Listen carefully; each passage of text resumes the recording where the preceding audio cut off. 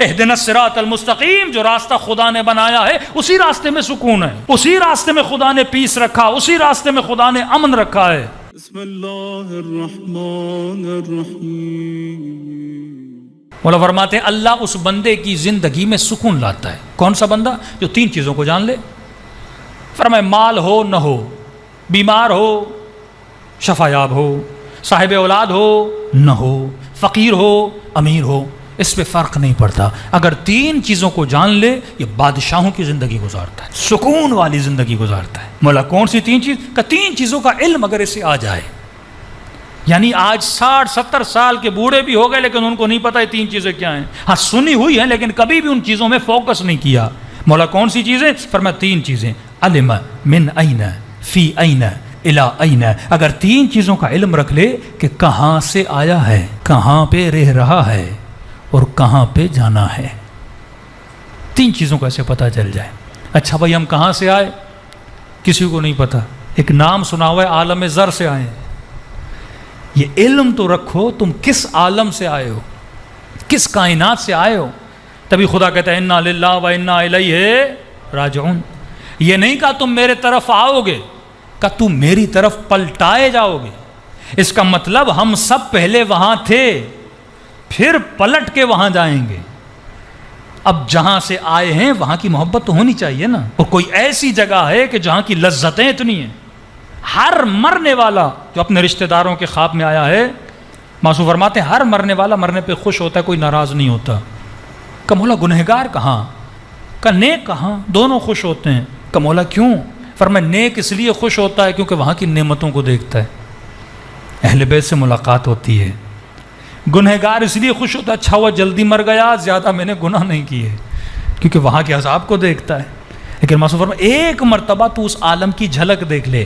اب کس طرح سمجھائیں آج کے جوان کو کہ وہ کائنات ہے کیا جہاں پہ تو جانے والا ہے، یعنی شوق پیدا ہوگا آپ کے دل میں۔ کیوں فرمایا کہ اللہ کے عباد موت کا شوق رکھتے ہیں، شہادت کی تمنا کرتے ہیں، دعائیں کرتے ہیں۔ مولا علی پوری رات روتے تھے کہ اس جنگ میں علی کو شہادت کیوں نہیں ملی، اور جب سر پہ ضربت لگتی ہے تو فرماتے ہیں واللہ فزتو برب الکعبہ، رب کعبہ کی قسم کہ علی آج کامیاب ہوا۔ موت کو علی کامیابی سمجھ رہے ہیں، کیونکہ موت فنا کا نام نہیں ہے، موت اللہ کی ملاقات کا نام ہے۔ بندہ خدا سے ملنے جاتا ہے۔ اب مولا مثال دیتے ہیں اپنے اصحاب کو سمجھانے کے لیے کہ اس کائنات کو اس کائنات سے اگر سمجھنا چاہتے، کیونکہ ہم وہاں ابھی تک گئے نہیں، ہمیں پتہ نہیں وہ کائنات کیسی ہے، تو مولا ایک مثال دیتے ہیں۔ مولا فرماتے کہ جنین، جس طرح ایک جنین، ایک چھوٹا سا بچہ اپنی ماں کے پیٹ میں ہوتا ہے، دنیا کی مثال یہ ہے، آخرت کی مثال دنیا کی طرح ہے۔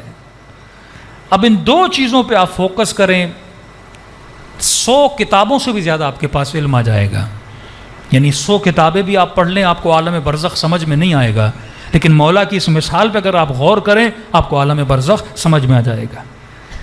فرمایا جس طرح جنین ماں کے پیٹ میں، سمجھو یہ تمہاری دنیا ہے، اور جب وہ باہر اس دنیا میں آتا ہے سمجھو یہ عالم برزخ ہے۔ کوئی ایسا میتھامیٹک پڑھا ہوا بندہ جو مجھے بتا سکے کہ دنیا اس کائنات کے مقابلے میں ماں کا پیٹ ہے کتنا؟ مجھے کیلکولیٹ کر کے بتائے۔ یعنی اگر یہ بولے کہ ذرے کے مقابلے میں کائنات ہے پھر بھی اس نے زیادہ بول دیا ہے۔ کتنا ہے ماں کا پیٹ اور کتنی ہے یہ بڑی کائنات؟ فرمایا یہ جو دنیا تمہاری ہے نا یہ ماں کے پیٹ کے برابر ہے، اور وہ جو کائنات ہے جس طرح پیٹ کے مقابلے میں دنیا ہے اسی طرح اس دنیا کے مقابلے میں وہ کائنات ہے۔ تبھی فرمایا کہ جب اللہ جنت عطا کرے گا مومن کو تو وہ جنت اس دنیا سے بڑی ہوگی۔ وہاں پر بھی کمیونٹیز ہیں، توابین کی جنت، مومنین کی جنت، اولیاء کی جنت، انبیاء کے اصحاب کی جنت، ہر کسی کا مقام وہاں پہ الگ ہوتا ہے، کیونکہ وہاں جسم محدود ہے، لہٰذا یہ دنیا آپ کو بڑی لگتی ہے، لیکن اگر آپ کو قوت پرواز آ جائے یہ دنیا بھی آپ کو کیا لگے گی؟ چھوٹی لگے گی، کیونکہ روح کی اپروچ بہت زیادہ ہے، وہ کائنات بہت بڑی ہے۔ اب اسی چیز سے تقابل کریں آپ کی پوری زندگی آسان ہو جائے گی۔ علم من این فی این الی این، دو چیزوں کو سمجھے، کہاں سے آئے وہ بات بھی بتاؤں گا، لیکن ہم کہاں پر ہیں اور کہاں ہمیں جانا ہے۔ اگر یہ دو چیزیں آپ کو سمجھ میں آ جائیں، مولا فرماتے ہیں عظیم سکون خدا ہر بندے کو عطا کر دیتا ہے۔ اب یہ بوڑھا بندہ موت سے نہیں ڈرے گا، سکون کے ساتھ بستر پہ لوٹے گا، کہے گا اے ملک الموت جب بھی آنا ہے میری روح کو قبض کر دے، کیونکہ موت موت نہیں ہے، موت میرے لیے علی کی زیارت کا نام ہے۔ ہاں؟ یا علی۔ اب یہ بچہ ماں کی شکم میں، ذرا تصور کریں اگر بچے کو یہ بولا جائے، انگریزوں کا یہ حال ہے کیونکہ وہ سمجھ نہیں پاتے نا، ان کنتم تعلمون، اگر تجھے علم آ جائے تو کبھی اللہ کی نافرمانی نہ کرے، اگر تجھے علم آ جائے تو دنیا کی ناچیز لذتوں کے پیچھے نہ جائے، اگر تجھے علم آ جائے تو 5 منٹ کی شہوت کی لذت کے لیے کبھی امام زمانہ کو ناراض نہ کرے، کیونکہ تجھے علم ہی نہیں ہے، تم نے پوری زندگی غلطیوں میں گزار دی، غلط فلسفہ غلط سوچ نے لوگوں کی زندگیاں تباہ کر دیں۔ کتنے لوگ تھے جو یورپ کی خواہش میں، ویسٹرن ورلڈ کی خواہش میں، کبھی ترکی کے راستے سے کبھی دریاؤں کے راستے سے مر گئے۔ کس کی خواہش میں گئے تھے؟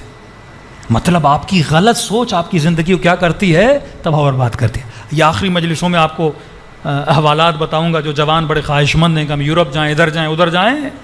معصوم فرماتے پہلے تجربہ حاصل کرو، پہلے جا کے وہاں جو رہ رہے ہیں ان کی زندگیاں دیکھو، پھر تجھے اپنے گھر کی جھوپڑی بھی اچھی لگے گی، پھر تجھے پاکستان کی لوڈ شیڈنگ بھی اچھی لگے گی، پھر تجھے یہاں کا کچرا بھی اچھا لگے گا۔ دور سے دھول سہانے ہوتے ہیں، ہر چیز آپ کو اچھی لگتی ہے، لیکن جب آپ کو یہ مقصد پتہ چل گیا زندگی کا مقصد صرف پیسہ کمانا نہیں ہے، زندگی کا مقصد صرف لگژری لائف اسٹائل کو حاصل کرنا نہیں ہے، اگر یہ ساری چیزیں مجھے مل جائیں پھر بھی سکون نہ ملے تو پھر فائدہ کیا؟ آج آپ کے بڑے بڑے سیاستدان، کوئی لندن بیٹھا ہے کوئی کہاں بیٹھا ہے، سکون ہے ان کی زندگیوں میں؟ سب کچھ کمانے کے بعد، دولت کمانے کے بعد، اربوں کے فلیٹ اور جائیدادیں بنانے کے بعد بھی آج سکون کے ساتھ نہیں رہ رہے، وجود میں سکون نہیں ہے۔ کیوں؟ کیونکہ وہ غلط راستے پر چلے۔ اہدنا الصراط المستقیم، جو راستہ خدا نے بنایا ہے اسی راستے میں سکون ہے، اسی راستے میں خدا نے پیس رکھا، اسی راستے میں خدا نے امن رکھا ہے۔ تبھی کربلا کے اصحاب تیروں اور تلواروں کے سائے میں ہیں، لیکن یہ عربی کے جملے ہیں کہ امام حسین نے فرمایا عباس کہہ دے ایک رات کی مہلت، ایک رات کی مہلت، جب مجھے پتا ہو میری زندگی کی آخری رات ہے، میں اپنی بچی کے ساتھ گزاروں گا، بیوی کے ساتھ گزاروں گا، بھائیوں کے ساتھ گزاروں گا، لیکن لشکر یزید کہتا ہے حسین کے خیموں سے تسبیح خدا کی آواز ایسے آ رہی تھی جس طرح شہد کی مکھیاں چھتے پہ آواز ڈالتی ہیں، پوری رات ذکر خدا، کیونکہ وہ عاشق تھے، انہیں وہ کی مل چکی تھی کہ ہم دنیا میں آئے کیوں ہیں، کس کے عاشق بننے آئے ہیں، اور مجھے کس کا عاشق بنایا گیا، کس کی محبت میں مجھے گرفتار کیا گیا۔ فرمایا شکم اور دنیا، اسی پہ فوکس رکھیں، گھر جا کے اسی پہ سوچیں، یہ کائنات سمجھو شکم مادر ہے۔ پہلا پیٹ جس میں تم آتے ہو وہ ماں کا پیٹ ہے، دوسرا پیٹ تم جس میں آتے ہو وہ دنیا کا پیٹ ہے، اس پیٹ سے نکل کے تم جس کائنات میں جاتے ہو وہ عالم برزخ ہے، برزخ کے بعد جہاں جاتے ہو وہ قیامت ہے، قیامت کے بعد جہاں تجھے بھیجا جائے گا وہ ابدی زندگی ہے۔ یعنی 4 مرحلے تم کراس کرو گے، پہلا مرحلہ ماں کا پیٹ، دوسرا مرحلہ دنیا کا پیٹ، تیسرا مرحلہ عالم برزخ، چوتھا مرحلہ قیامت کا، 5واں مرحلہ جو ابدی زندگی ہے جسے حیات ابدی کہتے ہیں، جو خالدین فیہا ہے، یا ہمیشہ کے لیے جہنمی بنے گا یا ہمیشہ کے لیے کیا بنے گا، جنتی بنے گا۔ لیکن پہلے اس کو تو سمجھو کہ تم ہو کہاں پہ اور تمہیں جانا کہاں پر ہے۔ معصوم فرماتے یہ دنیا عالم برزخ کے مقابلے میں ماں کے پیٹ کی مانند ہے۔ اب جو پیٹ میں بچہ ہے اس کی خوراک کیا ہے؟ خون، ناڑے کے ذریعے اس کے اندر خون جاتا ہے، اس نے صرف ایک ہی مزہ چکھا ہے اور مزہ خون کا ہے، اس بچے کو اور کسی بھی مزے کا نہیں پتا۔ اس پیٹ میں رہتے ہوئے بچے کو اگر یہ بولا جائے کہ اے بچے باہر بھی کوئی بہت بڑی دنیا ہے، باہر بہت بڑے ذائقے ہیں، سیب ہیں، پھل ہیں، آم ہیں، یہ سارے ذائقے ہیں، اس بچے کو شعور نہیں ہے۔ ان کنتم لا تعلمون، اللہ کہتا ہے لا یشعرون، تجھے نہیں پتا کہ وہ کائنات کیا ہے، تو شعور نہیں رکھتا، تیری سمجھ سے باہر ہے وہ کیا ہے۔ تبھی مولا علی مثالیں دے کے سمجھا رہے ہیں کہ سمجھ وہ کائنات کیا اور یہ کائنات کیا ہے۔ اس بچے کو شعور نہیں کیونکہ اس نے باہر دیکھا نہیں۔ اب اسے کتنا بھی بولا جائے بھائی باہر نکلو، 400 ذائقے، پھل، پانی، شربت، پتہ نہیں کیا کیا، بچہ کہے گا مجھے بیوقوف نہیں بناؤ، میری دنیا تو یہی ہے، ماں کا پیٹ ہے۔ دوسری چیز، اس بچے کو جو پیٹ میں دیا جا رہا ہے وہ پیٹ کے لیے نہیں ہے۔ مولا نے مثال دی تو مثال پہ غور کریں۔ بچہ پیٹ میں گروتھ کرتا ہے، بڑا ہوتا ہے، یہ پیٹ میں جاتا کیوں ہے؟ ایک لمیٹڈ ٹائم کے لیے، 9 منتھ یا 8 منتھ کے لیے یا 10 منتھ کے لیے بچہ پیٹ میں ہوتا ہے۔ جیسے کمپلیٹ ہوتا ہے پیٹ سے باہر آ جاتا ہے۔ اب وہ کمپلیٹ یا انکمپلیٹ، لیکن اسے ایک مدت کے بعد پیٹ کے کہاں آنا ہے؟ باہر آنا ہے۔ اب اس پیٹ میں بچے کو دیا کیا جا رہا ہے؟ ہاتھ دیے جا رہے ہیں، آنکھیں دی جا رہی ہیں، زبان دی جا رہی ہے، کان دیے جا رہے ہیں۔ کیا یہ ہاتھ اور پاؤں اور کان اس پیٹ کے کام میں ہیں؟